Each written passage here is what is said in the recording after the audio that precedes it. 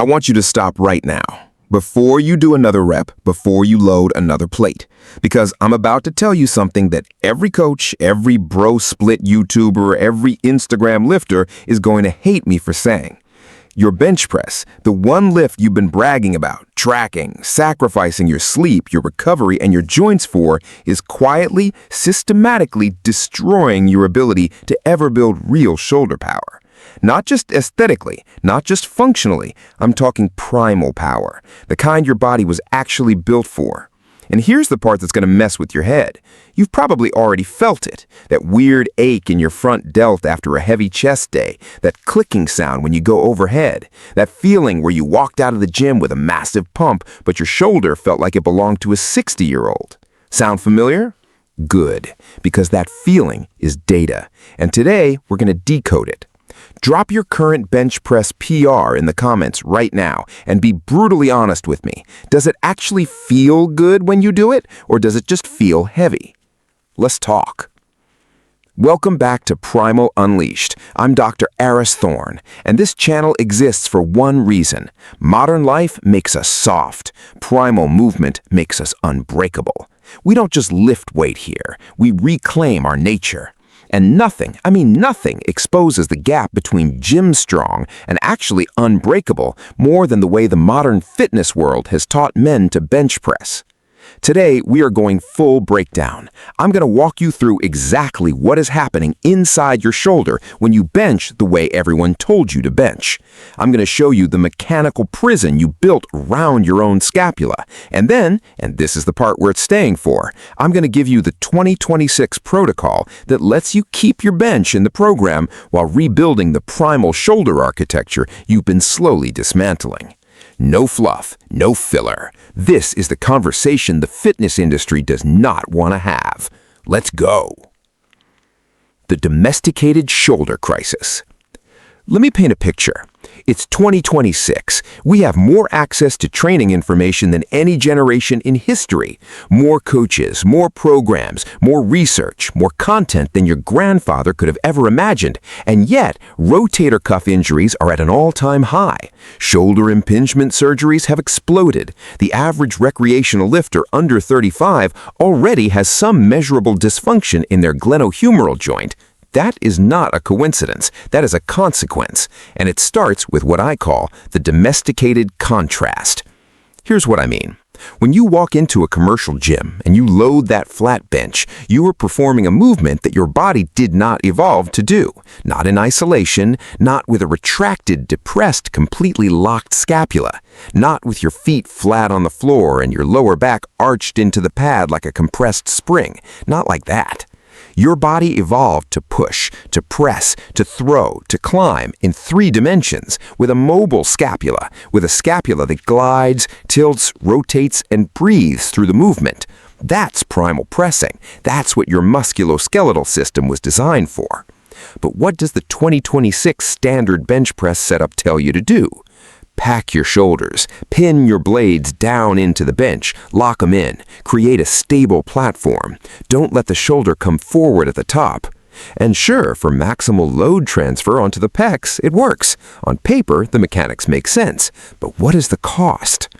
New data on rotator cuff impingement from this year is showing us something alarming. The locked-in chest setup, done repeatedly over months and years, is creating a generation of domesticated shoulders. Shoulders that are strong in one very narrow plane and fragile everywhere else. Now, I need you to do something for me. After your last heavy chest day, did you feel stiff or did you feel powerful? Drop it in the comments. 2 words, stiff or powerful. Because I've been asking this question to athletes, to everyday lifters, to hybrid athletes training in the new functional fitness wave, and the answer is almost always the same: stiff. Pumped, yes, maybe even sore in the right places, but stiff, tight through the front, compressed, like your shoulder is slightly forward and doesn't want to open back up. That stiffness is not a badge of honor. That stiffness is your body telling you something has gone wrong in the architecture, and we need to talk about why. The scapular prison. Let me get specific because this is where it gets interesting. The serratus anterior. Most of you have never heard of it. Some of you have heard the name but couldn't tell me what it does. And almost none of you are training it intentionally. It is without exaggeration one of the most important muscles in your entire upper body. It is the anchor of your scapula. It is what allows your scapula to protract, rotate, and move freely along your rib cage. It is the foundation of every overhead movement, every pressing movement, every throwing and climbing movement your body was designed to perform. And when you bench press with a permanently packed, pinned-down scapula, you are actively teaching your serratus anterior to shut down. You are building a scapular prison. Think about it mechanically. Every rep, you are reinforcing a pattern where the scapula stays rigid and locked. Your nervous system is incredibly adaptive. It learns what you repeat. So when you do set after set, week after week, year after year of pressing with a frozen scapula, your nervous system starts to treat that frozen position as the default. It becomes the resting state. Now your shoulder blade doesn't move the way it should. The serratus goes quiet. The upper traps and the anterior deltoid compensate. They start doing jobs they were never meant to do. And the rotator cuff, which is supposed to be a dynamic stabilizer, working in concert with a mobile scapula, gets sandwiched and stressed in ways that accumulate damage over time. That's the mechanical root of the domesticated shoulder. Not one bad rep, not one bad program. A pattern repeated thousands of times, quietly building a prison around your own shoulder joint. Now, here's a question I really want you to sit with. Were you ever taught that packing your shoulders was the golden rule of lifting? Drop a comment if that was drilled into you. Because I was. Every coach I had coming up said it. Every powerlifting forum hammered it. It was dogma. And for a very specific, very narrow context, it has a purpose. But the way it got spread, the way it got taught as a universal rule for all pressing, forever in every situation, that was a mistake that an entire generation of lifters is currently paying for with their joint health. Think about how your primal ancestors moved. A warrior throwing a spear, a hunter pulling himself over a rocky ledge, a man climbing a tree, pressing overhead, dragging weight across uneven terrain. In every single one of those movements, the scapula is alive, it is moving, it is rotating and protracting and elevating and doing exactly what it was designed to do. Those men did not have rotator cuff impingement at 32. And it wasn't because they were genetically superior. It was because the movements they performed kept their scapular mechanics fluid, dynamic, and primal. The flat bench, performed the way most of us have been taught to perform it, is the opposite of that. It is the most domesticated pressing movement in existence. Tell me in the comments, do you prioritize your raw bench number or do you prioritize athletic longevity? I want to know where this community stands. Primal power leakage. Here's something that doesn't get talked about enough, and it is going to change the way you think about your training. When you create mechanical rigidity in a joint system, when you shut down a natural movement of the scapula, you don't just create a structural problem, you create a neurological one. Your nervous system maps movement through feedback. When a joint moves freely and with full dynamic range, your brain gets rich sensory information from that joint. The proprioceptors fire, the motor pattern stays sharp, the neural drive to that area stays strong. But when a joint is chronically locked, chronically compressed, chronically restricted, the sensory feedback drops. The motor map for that region starts to blur. Certain angles, certain positions become what I call neurological blind spots. Your shoulder literally loses its ability to produce force in those positions. Not because the muscle isn't there, not because you haven't trained hard enough, but because your brain has stopped receiving clear signals from that area. And when the signal is unclear, the brain defaults to inhibition. It turns the power down. This is why you can have a 315-pound bench press and still feel completely dead when you try to press at an ankle. It's why your overhead feels weak even though your shoulders look developed in the mirror. It's why that one awkward angle, maybe slightly behind the plane of the body, maybe at a specific rotation, just feels like a dead zone. Which shoulder angle feels the most dead or weak for you? Drop it in the comments. Is it directly overhead? Is it at 45 degrees? Is it when you press slightly behind your body?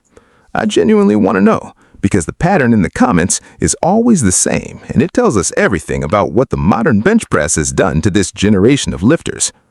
And then there's the humorous rotation piece. This one is subtle, but critically important. In a standard bench press, particularly with the packed shoulder setup, the internal rotation of the humerus is often excessive and consistent. You're pressing in the same rotation, in the same plane, every single time. The external rotators of the shoulder, the infraspinatus, the teres minor, are barely recruited. They get weaker. The internal rotators get tight. And then, one day, you go to throw a ball or swing something overhead or reach across your body in a way that loads the external rotators, and there's nothing there. Just weakness, instability, and that horrible clicking sound. Who here gets a clicking sound during heavy horizontal pressing? Drop it in the comments. And notice, it usually happens at the same specific point in the range of motion every time, doesn't it? That is a loaded joint moving through a motion that its stabilizers can no longer safely control. That clicking is not normal. It is not just gas bubbles. It is your shoulder telling you the architecture is breaking down. And the hidden cost of all of this? You become gym strong and real world weak. Has that ever happened to you? That moment where you realize the numbers in the gym didn't transfer? Tell me about it in the comments, because that disconnect is exactly what the Silverback Standard was built to address. We are not training for numbers. We are training to be unbreakable. Unlocking the freedom move. All right, you've been patient, you've sat with the discomfort, and now we get to the good part. The solution to the domesticated shoulder is not less pressing, it is better pressing. It is three-dimensional pressing. It is what I call the 3D push methodology, and it is exactly what the most elite hybrid athletes in the world are shifting toward right now. The single most powerful tool for this is the landmine press. The landmine is having a massive moment in the hybrid athlete community, and it's not by accident. When you press in a landmine pattern, whether standing, kneeling, in a split stance, or in the rotational variation, you are pressing along a diagonal, three-dimensional arc. The shoulder is not locked into a fixed plane. The scapula protracts naturally at the top of the movement. The serratus anterior fires. The rotator cuff gets to do its actual job as a dynamic stabilizer instead of a compressed, overloaded shock absorber. Your shoulder remembers what it's supposed to feel like. And the second tool, and this one is going to surprise some of you, is the weighted push-up variation. I know what you're thinking. Push-ups? Dr. Thorne, you want me to do push-ups? Yes, specifically weighted push-up variations with full scapular movement at the top of every rep. Because here's what a push-up allows that a bench press does not. Your shoulder blade can protract fully, serratus can fire completely, and the entire scapulothoracic joint can move through its natural range of motion under load. Research on scapular rhythm consistently shows that free push-up variations produce superior scapular muscular activation compared to the traditional pack-to-bench setup. Superior, not comparable, superior. Which variation do you want me to break down in a full tutorial? I've got the archer push-up, the RTO push-up on rings, the deficit push-up with full protraction at the top, and the weighted vest push-up with band-assisted reach. Drop the one you want in the comments. Whichever gets the most votes, that's our next full tutorial. And one more tool for today, the active hang. If you are not ending your upper body sessions with 30 to 60 seconds of active hanging from a bar, you are leaving massive shoulder health on the table. The active hang decompresses the glenohumeral joint, stretches the inferior capsule, allows the scapula to upwardly rotate under the load of your own body weight, and resets the neurological signal to every single structure in that shoulder. It is the single most effective shoulder maintenance tool that costs you nothing and takes less than a minute. Try it after your next pressing session and tell me in the comments how your joint pressure felt afterwards. Real feedback from real people. The new protocol for Primal shoulder power. Let's build the actual protocol. This is your weekly structure for building primal shoulder power while keeping your bench press numbers from falling off a cliff, because I know that matters to you, and I'm not here to take your bench away. I'm here to make you unbreakable and strong. Day 1, Primal Press Day. Open with landmine press, 3 to 4 sets, 8 to 10 reps per side, standing split stance. Focus is not load, focus is scapular freedom at the top of every rep. You should feel your scapula moving. If it doesn't move, you are still in the prison. Then, move to a weighted push-up variation with full protraction. 3 sets, slow and controlled. Own the top position. Stay there for a full second. Then, and only then, you go to flat bench. But you're going to do it differently. You're going to allow a slight controlled scapular protraction at the top of the press. Your upper back doesn't come off the pad, but your shoulder blade breathes. It moves. You finish with active hang, 60 seconds, dead hang with active shoulder depression. Feel the decompression. Day 2, overhead and rotational power. Landmine press from half kneeling, focusing on the rotation and the diagonal arc. Dumbbell Z-press, seated on the floor, legs straight, pressing overhead with zero lower back compensation. Ring rows with full protraction at the end range. Face pulls with band, focusing on external rotation and upper trap activation. Active hang to close. Day 3, athletic carryover. This day is about making the gym work transfer to the real world. Rotational medicine ball press throw against a wall. Unilateral cable press at varying heights and angles. Single arm landmine press in a lunge position. Turkish get-up, which is perhaps the greatest single shoulder stability movement ever designed. This is the day where your domesticated shoulder starts to become something else entirely. Now, I need you to make a commitment. If you are really ready to fix your shoulders, if you are tired of the clicking, the stiffness, the feeling that your joint health is slowly eroding under all that load, if you want to be the athlete who still trains hard and moves well at 45, at 55, at 65, type START in the comments right now. Not a like, not a save. Type START. Because I want to know who in this community is actually ready to make the shift. And I'm going to be checking those comments. You can keep your bench press. I want to be crystal clear about that. The flat bench is not the enemy. The rigidity is the enemy. The domestication is the enemy. You can bench press and have healthy primal shoulders if you are programming it correctly, if you are allowing scapular movement at the top of the press, and if you are ending your sessions with active decompression work. The protocol I just gave you is designed to let you do exactly that. But here is the question I want to leave you with, and I genuinely do not know the answer, and I think that makes it worth asking. Is the flat bench press officially obsolete for the hybrid athlete who wants to be both strong and primal, or does it still belong in the program? I want a debate in those comments. Both sides, no echo chamber, because the answer might be different for different people, and the only way we figure that out is if this community actually talks to each other.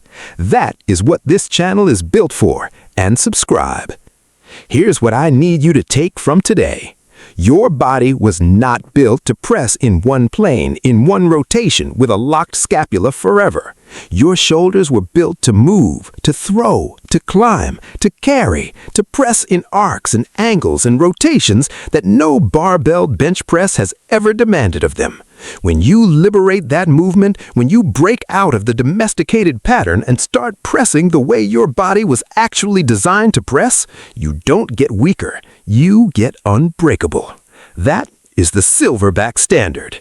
Modern life made us soft. Primal movement makes us unbreakable. We don't just lift weights, we reclaim our nature.